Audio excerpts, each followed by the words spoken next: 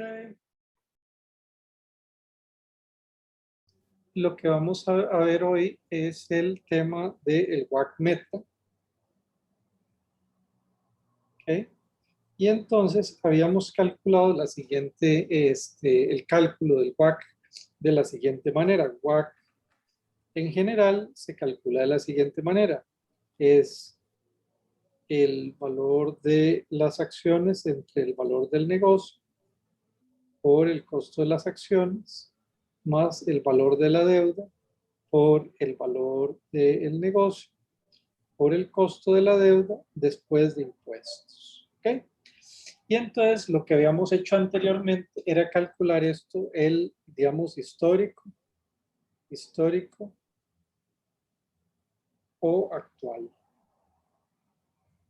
Y entonces habíamos visto, digamos, cómo se calcula esto. Y usando los datos históricos actuales, pero la pregunta es, ¿qué pasa? Digamos, ¿qué pasa si yo cambio, ¿verdad? Y si yo pienso que va a cambiar la estructura financiera, ¿qué pasa si cambia la estructura financiera? ¿Ok? Entonces, les voy a dar como digamos, un trailer, ¿verdad? De qué es lo que pasa. Resulta que, digamos, vamos a ver, cambian varias cosas. Cambia el E sobre E más D y el D sobre E más D. Digamos, esto es lo más obvio que cambia. Resulta que también, y esto es una cosa muy importante, es también va a cambiar el beta de E. Y entonces eso vamos a aprender cómo hacerlo, y digamos cómo recalcularlo. Y al cambiar el beta de E, pues naturalmente cambia el RDE. Y posiblemente cambia también, cambia el RD también. Ok, es decir, cambia todo. Y entonces uno lo que tiene que tener el cuidado es de poder, digamos, de hacer todos estos cambios bien hechos, ¿verdad? Y entonces vamos a ver, digamos, cómo funciona esto, ¿verdad? Y entonces para el WAC Meta, entonces vamos a considerar, para explicarles cómo funciona eso. Para el WAC Meta, digamos, tenemos que hacer una consideración anteriormente de 3 flujos de caja. ¿Okay? 3 flujos de caja.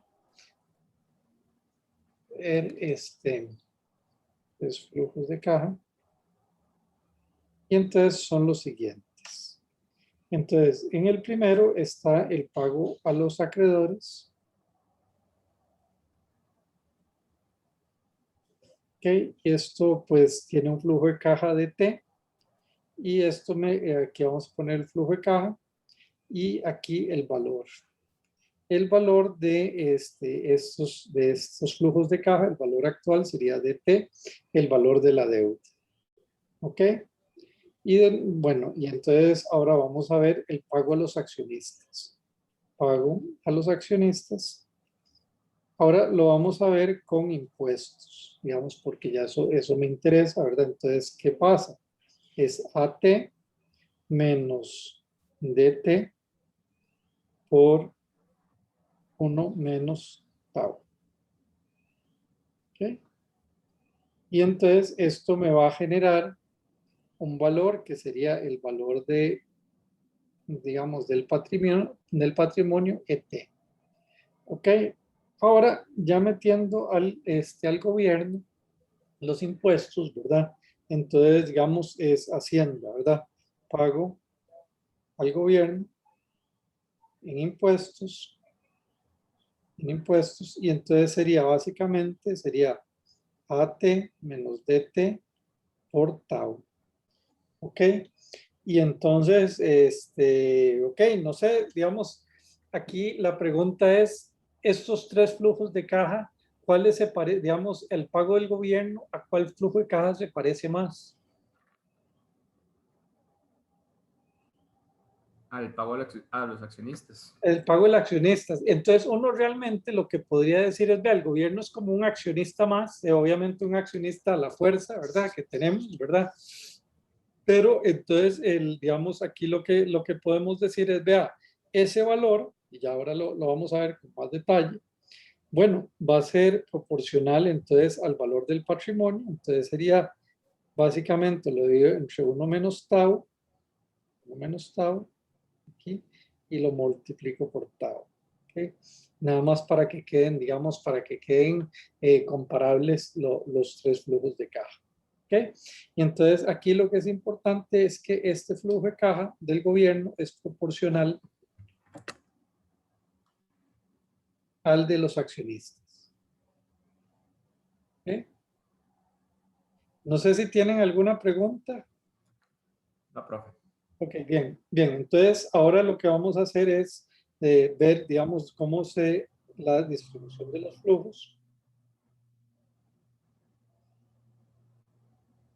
flujos. Va a ser de la siguiente manera, de caja. Entonces tenemos, este es el flujo inicial que genera la empresa, que va a dividir entre lo que reciben los accionistas, los acreedores, más lo que reciben los accionistas, ¿okay? 1 menos tau, más lo que recibe el gobierno, ¿okay? Menos dt. ¿Okay?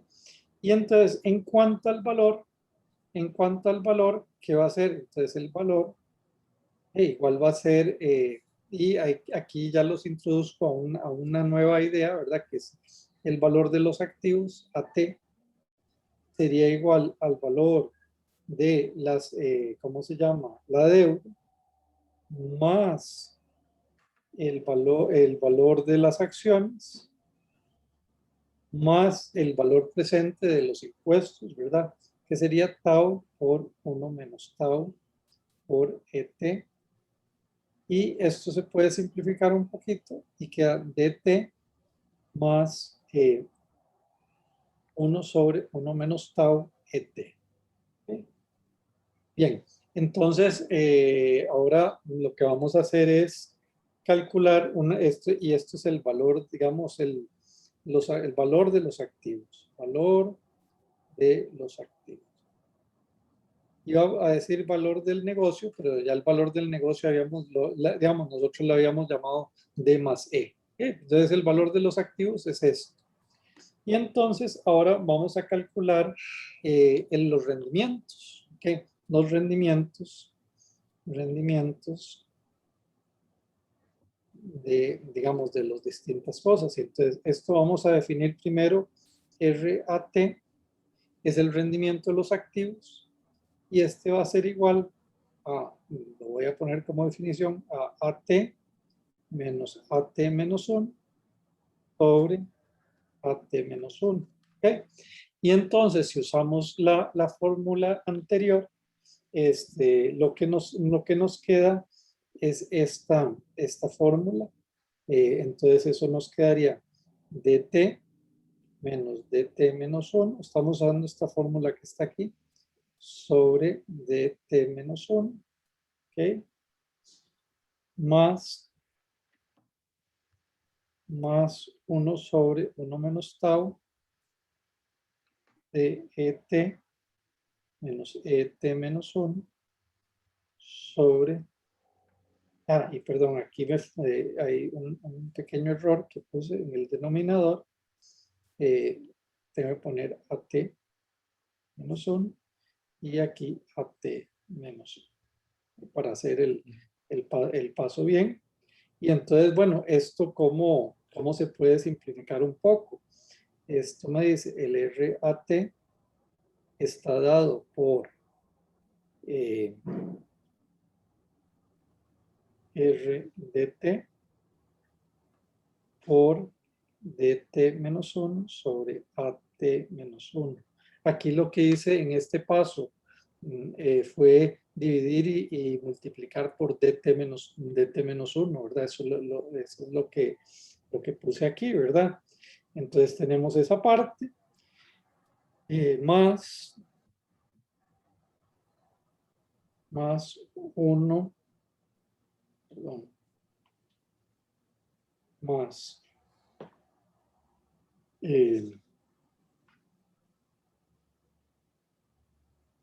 ok, más 1 sobre tau, 1 sobre 1 menos tau de RET y ET menos 1 sobre AT menos 1. ¿Ok? Y entonces esto, digamos, DT menos 1 y sobre AT menos 1 y ET menos 1 sobre AT menos 1 son ponderaciones. ¿Ok? Son ponderaciones. Y entonces vamos a ver algunas cosillas más. Entonces, ahora lo que voy a hacer es voy a pasar esto que está en el denominador aquí arriba y entonces me queda lo siguiente. La siguiente fórmula es AT menos 1 por RAT. Voy a hacerlo despacio para que veamos todos los pasos. Es RDT por DT menos 1 más 1 sobre 1 menos T RET por ET menos 1. ¿Ok? Y entonces ahora vamos al siguiente paso. Entonces tenemos AT menos 1, los activos, por el rendimiento de los activos, menos DT menos 1 por RDT, que es el rendimiento de las acciones. Esto va a ser igual a 1 sobre 1 menos tau por RET por ET menos 1. ¿Okay? Entonces tenemos, digamos, este número acá. Y entonces, ok, ahora lo que vamos a hacer es, vamos a hacer esta siguiente idea, ¿verdad? Vamos a expresar, sabemos que AT menos 1 es igual a DT menos 1 más 1 sobre 1 menos tau T menos 1. ¿Ok? Y entonces vamos a meter esto aquí y vamos a ver qué es lo que nos queda. Entonces lo que nos queda es lo siguiente. T menos 1 sobre 1 menos tau por RA más DT menos 1 por RAT menos RDT. Okay, entonces aquí fue donde metí esta fórmula, ¿verdad? De los activos. Lo metí aquí en el lado izquierdo de la ecuación y me quedó esa condición ahí. Eso va a ser igual a 1 sobre 1 menos tau. Bueno, ya puedo poner aquí T menos 1 por R. Bien, entonces aquí lo que voy a querer despejar, despejar es este número que está acá. ¿Okay? Voy a despejarlo y a ver qué me sale. Y entonces lo que me sale es esta ecuación. Vean que el T-1 aparece aquí y aparece aquí también. ¿Ok? Y entonces, al despejarlo, me queda esta ecuación que es importante. Vean que aquí hasta el momento no hemos hecho, digamos, no hemos puesto nada del KPM o nada, sino esto es puramente una, digamos, contabilidad. Entonces, estoy diciendo, el rendimiento de los accionistas es igual al rendimiento de los activos más le voy a quitar el suscrito del tiempo, ¿verdad?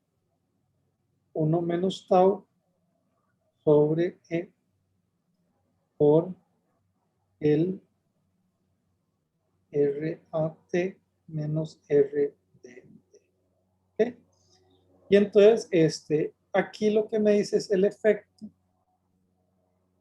del apalancamiento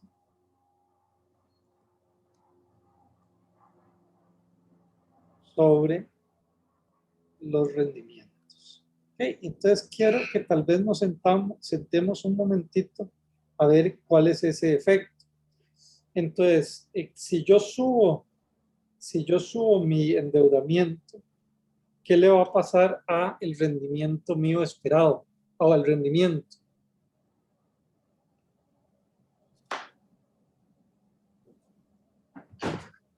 Va a aumentar. Perdón, Felipe, ¿usted dijo? Aumenta. Oh, ok, entonces el RET aumenta siempre y cuando, ok, ahí lo que es importante es que el RAT menos RDT sea mayor que 0. Aumenta y esto es cierto, ¿verdad? Entonces, y en general, pues eso va a ser así. Entonces,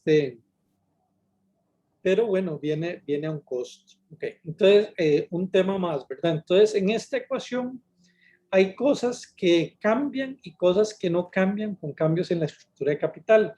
A mí aquí lo que me interesa es ver cuál de estos, digamos, cuál de estos parámetros que está aquí no cambia. Vamos, cambio la estructura de capital. De aquí que uno pensaría que no cambia. Ya vimos que el rendimiento sobre los accionistas va a cambiar, obviamente. Pero ¿cuál sería aquí el valor que no cambia para nada?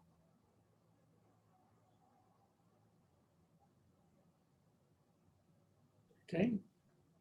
Tao. Bueno, el Tao no cambia, o digamos, o uno podría cambiarlo, sí, Juan, usted. No, iba a decir eso también, lo de los impuestos. Bueno, los impuestos no cambian, vamos a ponerlo aquí, eso está muy bien, efectivamente, o si cambian, pues ya sabemos cómo lo van a cambiar, eso no cambia. Hay otro elemento aquí que no cambia, con cambios en la estructura de capital.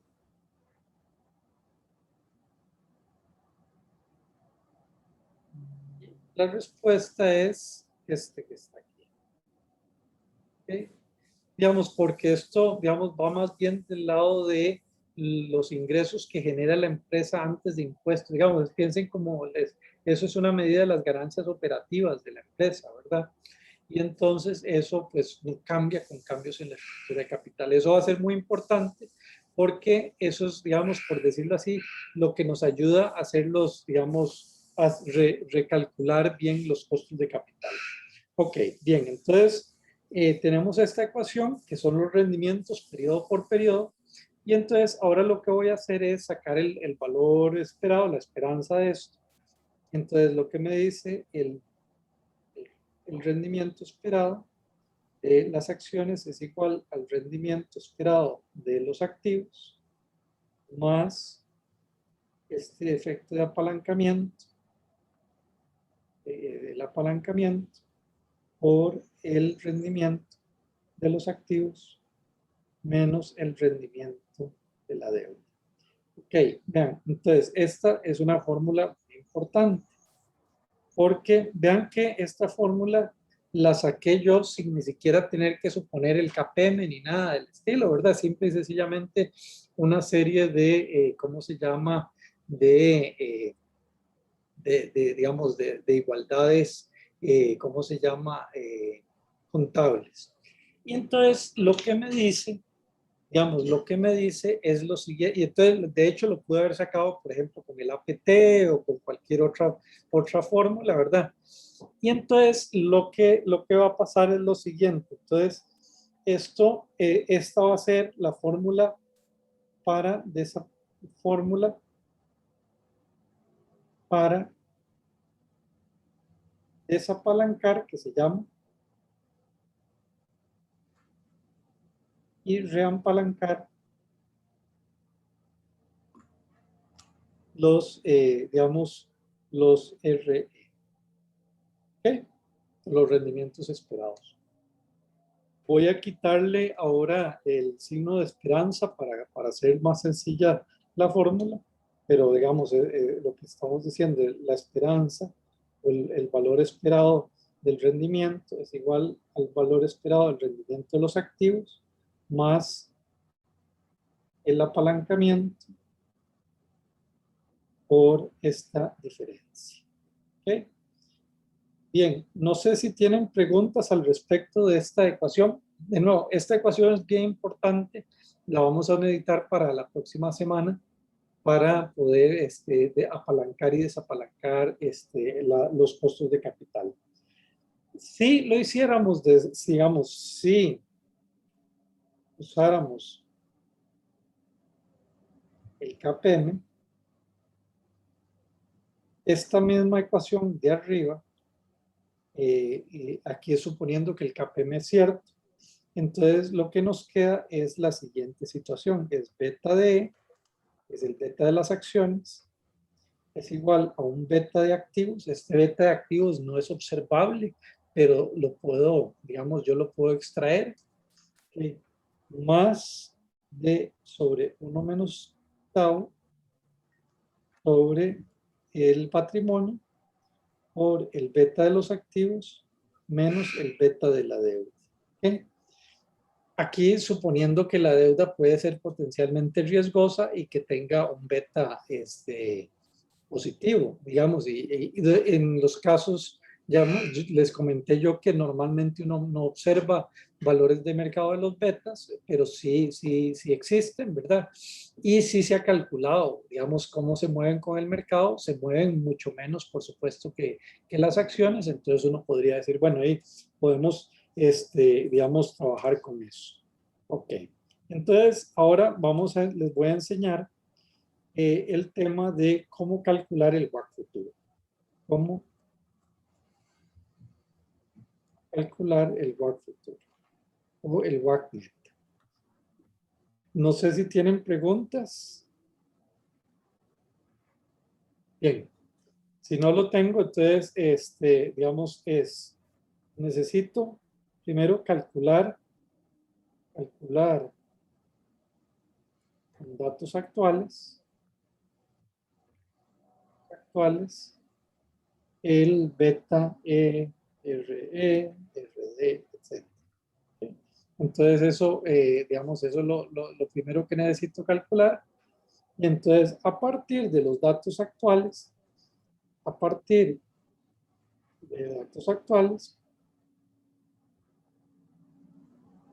me va a interesar calcular ¿cómo se llama? Quiero calculo, ya sea el RA o el BDA, el beta DA, ¿verdad? Digamos, y entonces esto es digamos, el paso importante. Esta parte se llama desapalancar los betas o los rendimientos, ¿verdad? Si, digamos, de nuevo, como les digo, uno puede ser que no crea en el KPM y todavía podría hacer este paso que está aquí arriba en esta ecuación. Entonces, digamos, ella sigue funcionando ahí bien. Y después, y entonces el tercer paso es que necesito reapalancar los betas, digamos, los valores, y básicamente lo que voy a tener ahí es que me van a cambiar es RDE nuevo y el beta de nuevo. Y esos van a ser diferentes de los originales. Digamos, ¿por qué son diferentes? Porque estoy cambiando la meta digamos, de estructura capital, que va a ser, en este caso, D' sobre E'. Ese número va a cambiar.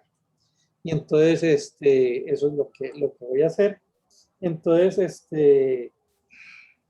y entonces tal vez para entender un poquito más qué significan esto, ¿verdad? Entonces, digamos, el concepto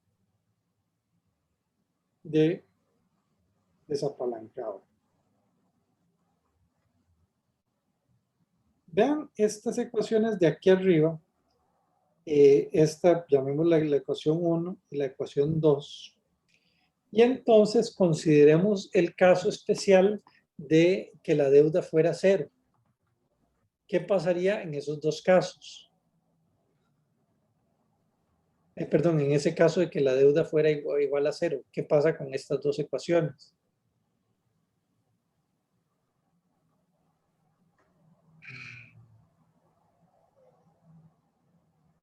Vean las fórmulas, la fórmula 1 y la 2. Entonces yo digo, D es igual a 0, ¿qué pasa? ¿Qué le pasaría a esta, Luis? Que el RE y el RA son iguales y el beta, y igual con los betas. Ok, efectivamente. Entonces, eso es una buena forma de pensar en esto. Entonces, aquí sería el RA, es el rendimiento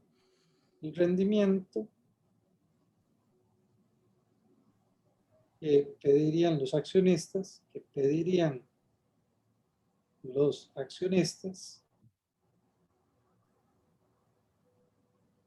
si D fuera igual a 0, y el beta de A es el riesgo de la empresa en deuda. Bueno, digamos el riesgo, digamos la medida de riesgo sistemático. Y si la empresa no tuviera deuda.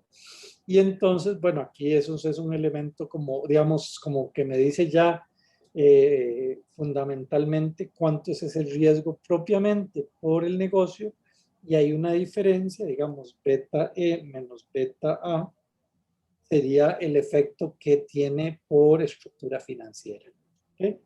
Bueno, entonces vamos a ver un ejemplo, vamos a ver a Conoco. Si ustedes se habían dado cuenta, lo habíamos estudiado la vez anterior. Para recapitular lo que habíamos visto, habíamos encontrado que el RE esperado era de 10,68%, el RD era del 4,9%, el TAU era igual al 40%, la deuda de la empresa era 23,6%, el patrimonio de la empresa era 116,3%. Y entonces ahora vamos a usar la ecuación de los rendimientos, la ecuación 1. Y vamos a ponerle la ecuación 1. Y entonces me dice, vea, 10,68% es igual a RA, ¿okay?, más 0,1218. Este 0,1218 era E por 1 menos tau sobre E. Entonces, esta es una medida de apalancamiento ahí por RA menos 4,9%. ¿Okay? Eso lo que me queda es 1,1218 RA menos 0,1218 por 0,049. ¿Okay? Y entonces aquí despejo el RA, el rendimiento esperado digamos, de los activos, que en este caso sería 0,1068 más 0,1218 por 0,049 y entre 1,1218. ¿Sí? Y esto me da 0,1005 o el 10,05%. ¿Okay? Entonces, esto, digamos, ese es el rendimiento, digamos, digamos, de los activos. En general, digamos, voy a tener digamos, en general, tengo esta relación. Digamos, tengo que, vamos a ver, primero que nada, quiero comparar el riesgo entre las acciones y la deuda. ¿Qué se acerca, digamos, cuál tiene más riesgo, las acciones o la deuda? ¿Y por qué?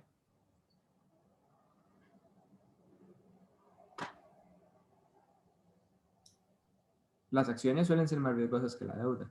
Ok, y eso sí es general. La pregunta es ¿por qué es cierto eso? Yo creo que Felipe lo dijo porque por lo general se sabe eso, pero nosotros también tenemos una idea.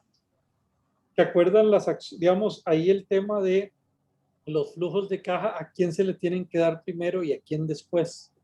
Ujú. Sí, porque los acreedores son los primeros que reciben los flujos de caja. Exactamente, digamos, entonces es una forma muy intuitiva de verlo, ¿verdad? Entonces, solo por eso ya uno sabe que ellos tienen menos riesgo. Ok, y el RA, como es un promedio ponderado, está entre los dos. Ok, está entre los dos. Entonces, si usamos el CAPEM, digamos, si creyéramos en el CAPEM, si usamos en el CAPEM, entonces también pues lo que nos dice es que el B de deuda es menor o igual que el B de acciones, menor o igual que el B de los accionistas, ¿verdad? Entonces eso es una cosa muy general que tenemos que ver, ¿verdad?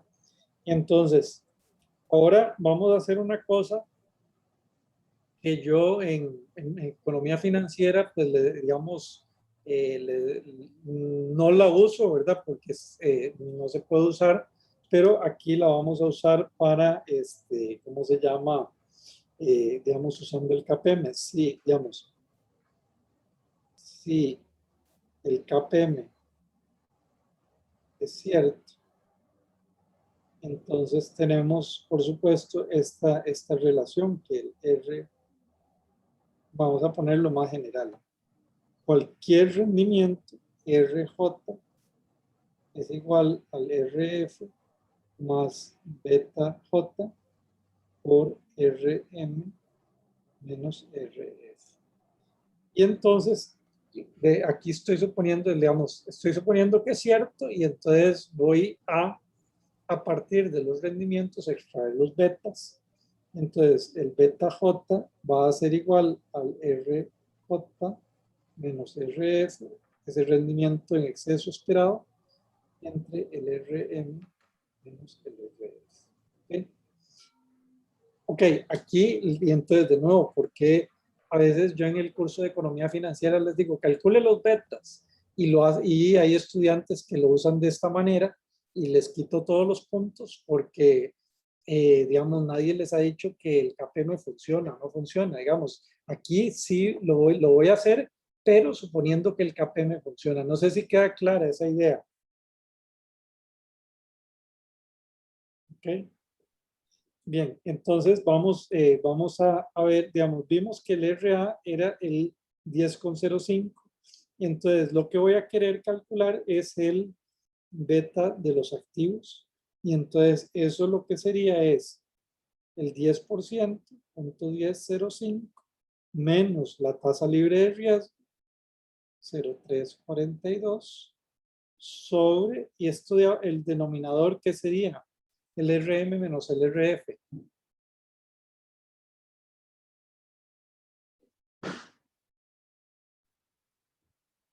¿Ves? El spread. La prima.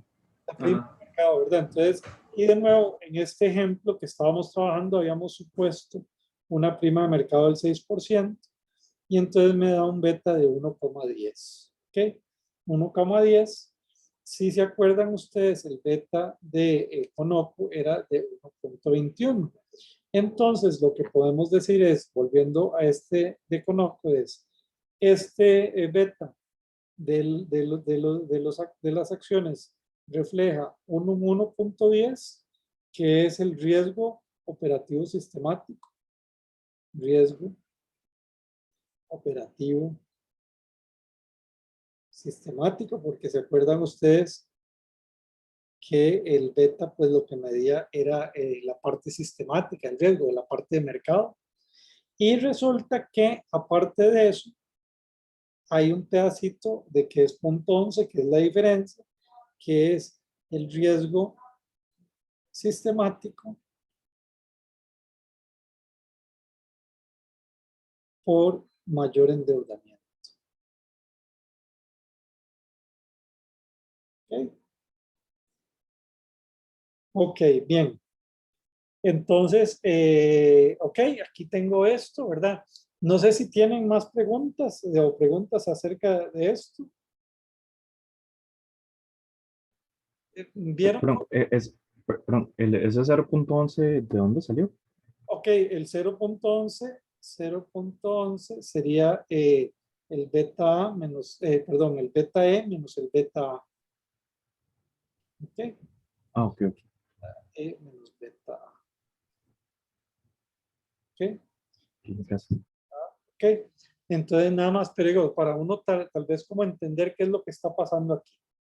Bien, entonces ahora vamos, entonces ya con este paso ya acabamos de desapalancar. ¿Por qué desapalancar? Porque obtuvimos el beta y el RA este. ¿Ok? Entonces, bien. Y entonces ahora vamos al último paso, que sería reapalancar.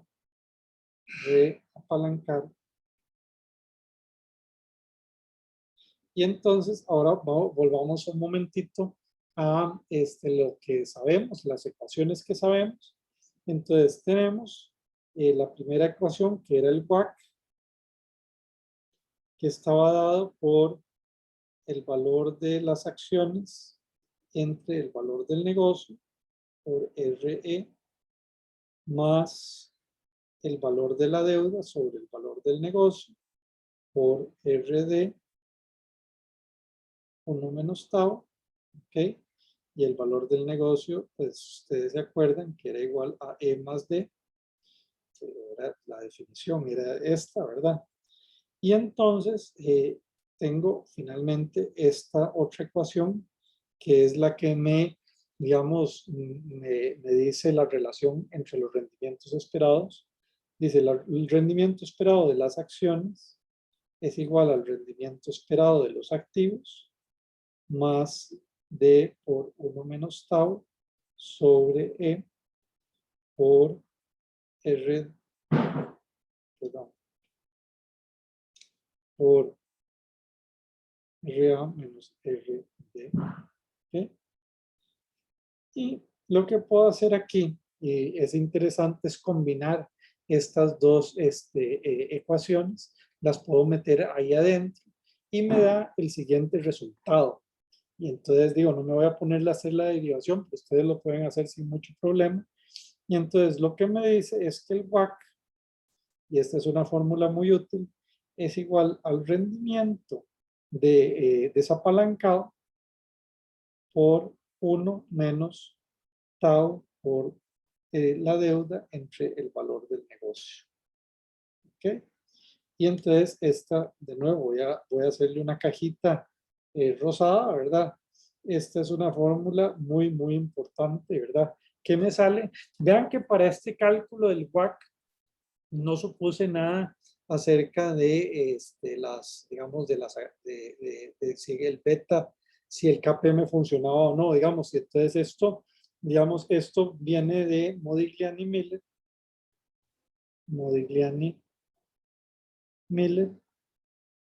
de 1958. Esto sería el teorema 2. Y ahora vamos a ver qué significa ese teorema 2. Y entonces, sí. ¿Por qué era que el KPM podría no ser verdad? ¿Qué? Es decir, esta fórmula, vean que esta fórmula que estoy haciendo de este WACC, Diego, usa la fórmula 1 y 2, pero en ninguna de esas dos fórmulas se está usando el KPM. Diego, ¿vio esa idea? Sí, pero es que ya no me acuerdo bien, pero ¿por qué era que podría no ser cierto el KPM?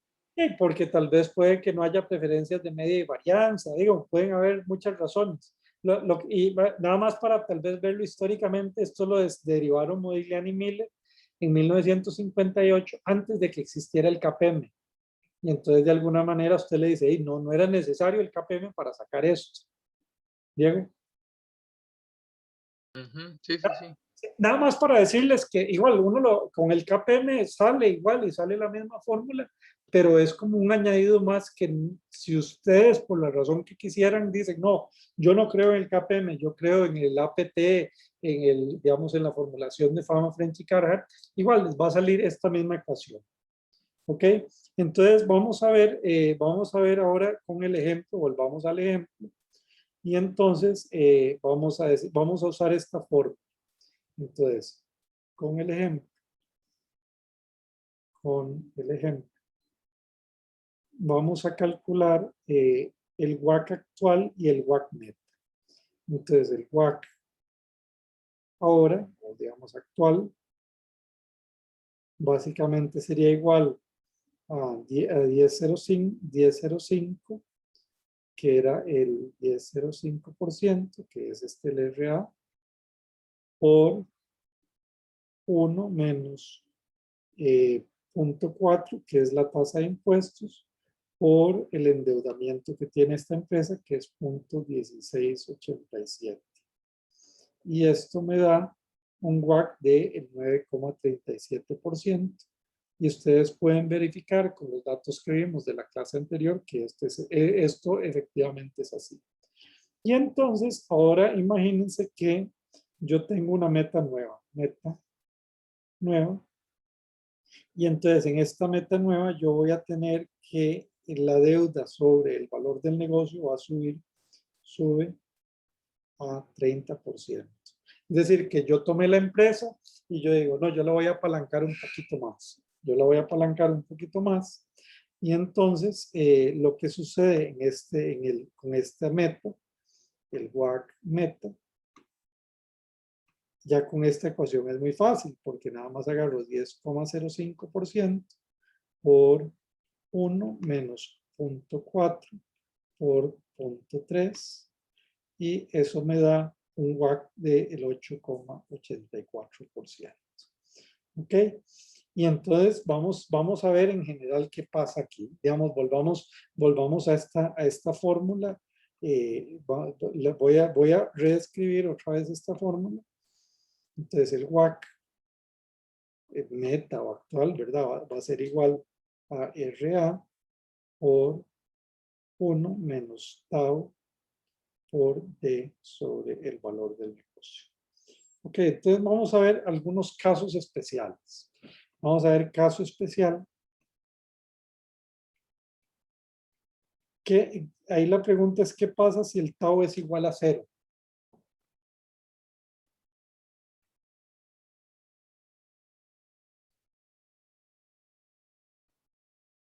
¿Qué le va a pasar al WACC?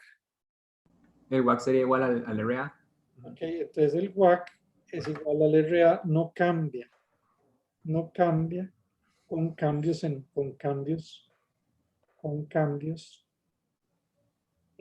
estructura de capital.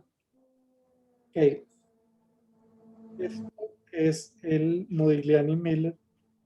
Esto sería Modigliani-Miller 2. ¿Ok? Este es digamos, así como vimos que el valor del negocio no cambia con cambios en la estructura de capital, y en el supuesto ahí de Modigliani-Miller era de que no habían impuestos. Aquí también lo que estamos diciendo es, vea, si no hay impuestos, resulta que la estructura de capital no afecta el WACC. Pero bueno, ya vimos que eso no es así, ¿verdad? Entonces vamos a ver ahora el caso con tau mayor que 0. Entonces, el caso con mayor que 0, vamos a tener digamos, es más realista, pero no totalmente realista. Vamos a ver qué es lo que pasa aquí. Entonces, aquí vamos a tener en el eje X la deuda sobre el valor del negocio, y eso puede ir de 0 hasta 1. Cuando es 0, esto es RDA. Cuando es 1, va a ser RA por 1 menos tau. Y entonces básicamente lo que tenemos es que el WACC cae aquí. Digamos, este sería el WACC como una función de el endeudamiento. Ok, entonces veamos este segundo caso, ¿verdad? Que está aquí. ¿Qué es lo que me diría acerca de, cómo se llama, la estructura de capital óptimo de una empresa?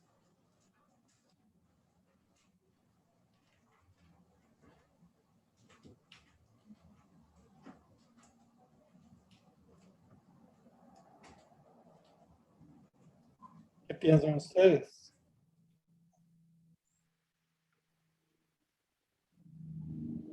entonces aquí lo que estamos haciendo es como el mundo de Modigliani y Miller y ya levantamos un supuesto que era el de los impuestos y entonces me dice, bueno, ya con impuestos, ¿cuál sería, digamos, dónde yo tendría el costo de capital más bajo? Y por tanto la estructura óptima de capital.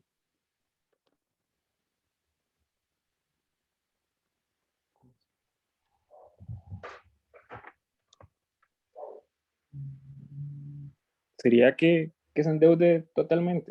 Ok, entonces sí, dice que sobre el valor del negocio de igual a 1. Ok, entonces resulta que esto no es tampoco es una buena solución, ¿verdad? Entonces, lo que vamos les voy a explicar básicamente qué es lo que uno supone. Entonces, ya digamos, para tener una teoría bastante completa, entonces uno supone que el tau es mayor que 0 y hay costos de quiebre. Hay costos de quiebre. Entonces, costos esperados de quiebre, que eso serían la probabilidad de entrar en default por la pérdida. ¿Okay? Si hay default.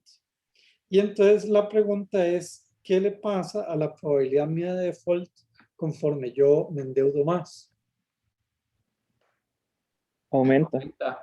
Y aumenta, ¿verdad? Entonces resulta que entonces el WACC, ¿cómo quedaría?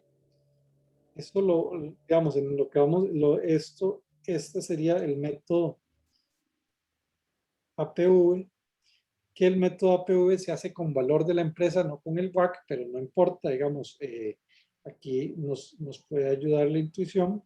Entonces tenemos 0 y 1. Este es el efecto solo digamos, con WACC,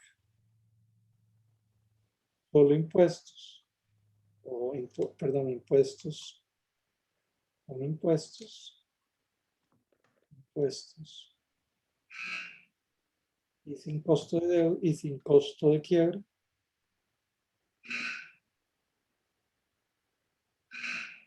Y ya si le metemos costo de quiebra, por lo que vimos, bueno, los costos de quiebra siempre andan por ahí, pero llega un momento en que se disparan porque la probabilidad de quiebra se dispara. Normalmente lo habíamos visto, si ustedes se acuerdan cuando vimos los bonos corporativos, ¿se acuerdan ustedes cuándo era que se disparaba esa probabilidad de quiebra?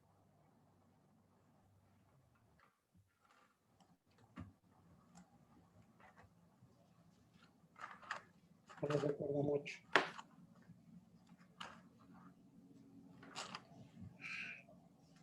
¿Dónde lo habíamos visto, profe? Perdón. Cuando vimos bonos ¿cómo se llama? Bonos corporativos.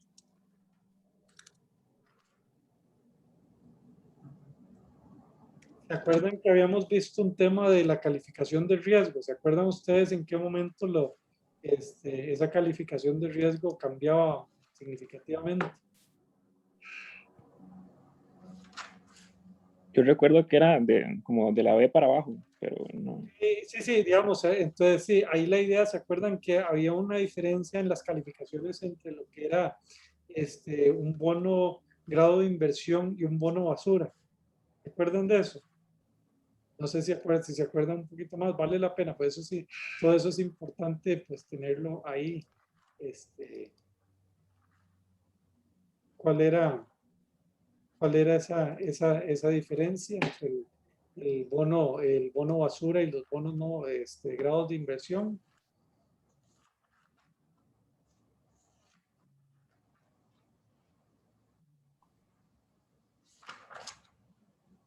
Sí, Juan. ¿No era que los bonos basura tenían una probabilidad mucho más alta de que la empresa quebrara y los de inversión era como muy poquita? Creo que era como en los últimos 6 años, solo como uno, creo que fue. Sí. Entonces, sí, efectivamente. Entonces, y de nuevo, ¿se acuerdan ustedes que la gente de Moody's y Standard Poor's tienen esas probabilidades históricas de quiebra, ¿verdad? Entonces, eso le puede ser, digamos, a uno para hacer ese cálculo. Ok, bien. Entonces, vamos a recapitular, ¿verdad? Y vamos a terminar con un pequeño ejemplo, ¿verdad? la recapitulación de esta sesión de hoy. Entonces, primero que tenemos que el WACC con deuda y acciones es igual a E sobre el valor del negocio por RE más la deuda sobre el valor del negocio por RD por 1 menos tau. Tenemos esta relación RE es igual a RA más deuda por 1 menos tau sobre las acciones. Vean que no es el denominador no es el mismo en estas dos ecuaciones. E de V es igual a E más D. Se puede hacer una, digamos, se pueden, ¿cómo se llama? Comparar. Pero RA menos RD. Y finalmente, ¿qué nos da este WACC? Que va a estar dado por RA por 1 menos tau por entre el valor del negocio. Además, si hay JPM, esta misma ecuación se puede reescribir como el beta de las acciones es igual al beta de los activos más deuda sobre por 1 menos tau sobre el patrimonio por beta A menos beta B. ¿Okay? Entonces estas son las fórmulas que nos ayuda, digamos, que podemos usar para desapalancar y reapalancar los costos de capital. ¿Preguntas? Voy a enseñarles ahora otra cosita que es un ejemplo internacional para cálculo de costos de capital. ¿Okay? Sí, Juan. Profe, cuando se desapalanca y se vuelve a apalancar, ¿eso es lo mismo que una recompra? No, digamos, ya veremos lo de recompras de acciones, es otra cosa. Están relacionadas, ¿verdad? Porque normalmente yo, para hacer ese apalancamiento, podría recomprar acciones y emito deuda para hacer eso, ¿verdad? Entonces eso es como apalancar, pero no es la única forma, Juan. Ok, gracias. Okay. Bien, bueno, vamos ahora, les voy a enseñar este ejemplo. Está en inglés, pero yo creo que son ustedes personas que lo pueden leer sin ningún problema. Ok, entonces esto lo ven bien. Se ve muy pequeñito. Tal vez sí se puede hacer un poquito más grande. Sí, se ve mejor. Ahí está bien. Ok, bien. Entonces, lo que quiero enseñarles aquí son 3 empresas, ¿cómo se llama? Y las agarré que fueran petroleras, ¿verdad? Como para, digamos, decir, bueno, y además las agarré en 3 monedas distintas. Exxon, que es una empresa de Estados Unidos, cuyo, digamos, la moneda es el dólar. Eni, que es una empresa petrolera de Italia, en euros. Y British Petroleum, que sería, ¿cómo se llama? En libras esterlinas, es en Inglaterra. Ahí el mercado para cada una de ellas es diferente. Digamos, para Exxon sería el SP500 o la medida del mercado sería el SP500. Para Eni, el mercado sería el euro SP350. Y para el British Petroleum sería el FTSE 100, ¿verdad? Entonces cada uno pues son mercados, digamos, mercado de Estados Unidos, mercado europeo, mercado de Inglaterra. Ok, tenemos las capitalizaciones de mercado, entonces vemos que, bueno, ahí está, y eso en cada moneda, ¿verdad? Entonces nada más para que tengan el cuidado que no se pueden comparar exactamente a menos de que sepan los tipos de cambio. Lo que quería que viéramos un momentito es ver las políticas de endeudamiento. ¿Qué les llama la atención del endeudamiento de estas empresas? Exxon no está casi nada apalancada. Casi nada apalancada. Le sigue, ¿cómo se llama? Eni, y el que está un poquito más apalancado es British Petroleum. Pero ¿qué les parece ese apalancamiento de British Petroleum? Muy alto, muy bajo, más o menos. Bajo. Bajo. Ok, y Andrés, y una pregunta, ¿y se acuerda por qué habíamos dicho que era natural que fuera relativamente bajo el endeudamiento de las empresas petroleras? Ah, Sí, me acuerdo que usted lo había hablado, como Sí, que lo habíamos tienen, tienen ajá, como riesgos en el mercado, ¿verdad? Como cambios en los precios o ujú, ujú. políticas externas que pueden afectar Ok, a la estructura de la empresa. Entonces, sí. existe cierto riesgo, Luis, ¿ibas a decir algo? Así que también porque ellos tienen riesgo de que en cualquier momento se les acabe el petróleo, o sea, no tienen horizontes muy a largo plazo Sí, ajá. existe ese riesgo de exploración. Bien, ok. Entonces aquí tengo el RF, ¿verdad? Y que sería en cada moneda, eso es esa sería la tasa de bonos a 10 años, normalmente lo saqué de ahí, ¿verdad? Después está la calificación de la deuda, ok, entonces vean que en ese momento, estamos hablando del 2008, Exxon tenía una calificación AAA, Eni una AA y British Petroleum AA+. Pregunto nada más, ¿les hace sentido estas calificaciones de riesgo que tienen estas empresas?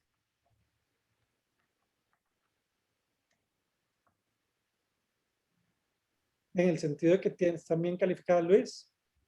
Sí, y por eso, porque pagan, o sea, pagan, como tienen horizontes cortos de pago, como que no fallan. No, y porque están un poco endeudadas, ¿verdad? Vean que aunque British Petroleum está un poquito más endeudada que Eni, sin embargo, el mercado la califica como le tiene una mejor calificación, y porque puede ser que la calidad de los flujos de caja y ya sí la calidad de los flujos de caja pues son diferentes. Ok, entonces vean el siguiente es que yo agarro el RD menos RF. Y resulta que eso se puede sacar, el Federal Reserve y en el FRED, pues sale, digamos, salen esas, cuánto el spread que paga un título AAA sobre la tasa libre de riesgo, un AA sobre la tasa libre de riesgo. Entonces vean que sí, es un poquito más alta, ¿verdad? Y vean que no es cero, ¿verdad? No es cero. Entonces, ahora vamos a, digamos, en la siguiente, digamos, las siguientes líneas, vamos a ver los betas. Entonces, está el beta de las acciones, ese se puede calcular muy fácilmente. Digamos, es la covarianza entre la varianza. Entonces, me da 1,02 para Exxon, 0,89 para Eni y 1,31 para British Petroleum, ¿verdad? Eso lo saqué normalmente. Ok, en la siguiente línea, suponiendo que el KPM es cierto, el beta de deuda, pues uno nada más lo calcula como ese spread entre el 6%. Entonces me da un beta de 0,22 para Exxon, de 0,37 para Eni y para British Petroleum. Y usando la fórmula que habíamos visto de desapalancar, nos sale un beta de activos que sería 1,01, 0,86 y 1,22.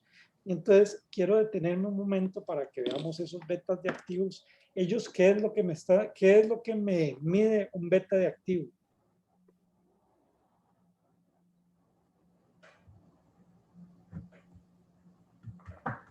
Ya uno tuviera que explicárselo a alguien, digamos, ya ustedes ahorita por supuesto están bastante más avanzados que los de economía financiera y entonces ustedes les dicen, vea, yo conozco una cosa que se llama el beta de activos, que ustedes no lo conocían antes, ¿verdad? Entonces, ¿cómo se lo explicarían a alguien? ¿Qué es un beta de activos?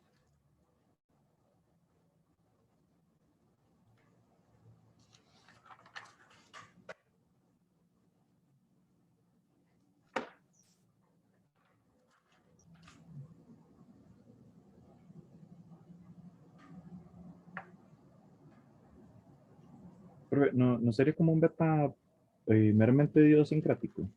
No, los betas nunca son idiosincráticos, ni los betas de acciones, ni activos, ni de deuda. Más bien son siempre sistemáticos.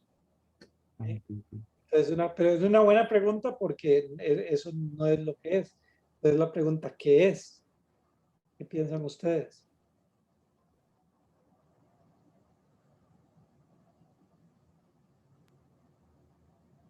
Era como eh, algo con el riesgo sistemático que siempre va a existir en el activo, digamos que no se puede eliminar, como el riesgo asociado al mercado. Sí, es riesgo asociado al mercado, pero es lo operativo, ¿verdad? Sin incluirle, digamos, la parte de ingeniería financiera. Digamos, es por decirlo así, llamémoslo así, el beta desmaquillado, ¿verdad? Entonces ahí ya no me dice cómo es, ¿verdad? Ya con el maquillaje cambia un poquito más, ¿verdad? Que es el beta de las acciones. Ok, bien, entonces puedo calcular el costo desapalancado, del RA desapalancado, también usando la fórmula del RA. Y entonces, bueno, ahí puedo aplicar todas las cosas, el RE, el RD, etcétera, ¿verdad? Y entonces voy a calcular el WACC actual, usando la estructura de capital que tienen todos ellos, 951, 894, 1130, vean que es diferente en cada país, también ahí la tasa libre de riesgo es importante y todo. Y en la última línea, también usando la fórmula esta genérica del WACC, digo, bueno, ¿qué pasa si yo les subo a todas ellas el endeudamiento un poquito? Les voy a subir el endeudamiento a 0.15. Y entonces lo que le pasaría a Exxon es que baja un poco el costo de capital. Para todos baja un poquito, ¿verdad? Entonces nada más, digamos, eso es un ejemplo, ¿verdad? De cómo se hace. Entonces, si tienen preguntas. Profe, en general, siempre que aumenta, por así decirlo, la participación de la deuda, el WACC va a disminuir. Va a disminuir, digamos, y ya donde tal vez, y todo esto funciona, y esa fórmula funciona, siempre y cuando la deuda, digamos, como que no aumente mucho la probabilidad de quiebra. Si yo lo subo al 90%, posiblemente ese, digamos, ya el modelo no sirve, porque este modelo, como lo calculamos, era sin costo de quiebra. ¿Ok, Felipe? Ok, sí, perfecto. Entonces, y entonces ahí lo que es importante es que siempre se mantenga una deuda, que por lo menos se mantenga por lo menos un grado de inversión para que uno piense que eso va a pasar. Diego, Profesor, ¿puede repetir lo que es el beta de activos? el beta de activos es la medida del riesgo sistemático asociado solo a los riesgos operativos de la empresa. ¿Okay?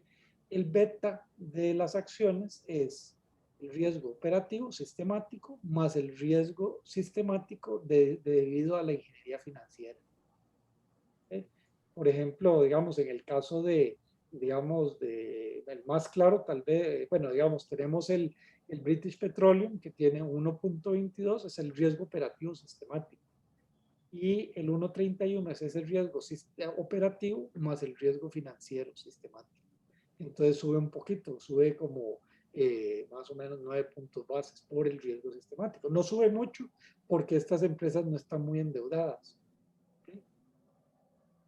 ¿Okay? Sí, Edgar. Oh, Juan, perdón. Entonces, profe, ese beta sería como el riesgo sin el apalancamiento. El riesgo sin el apalancamiento, efectivamente. El riesgo sistemático sin apalancamiento. ¿Okay?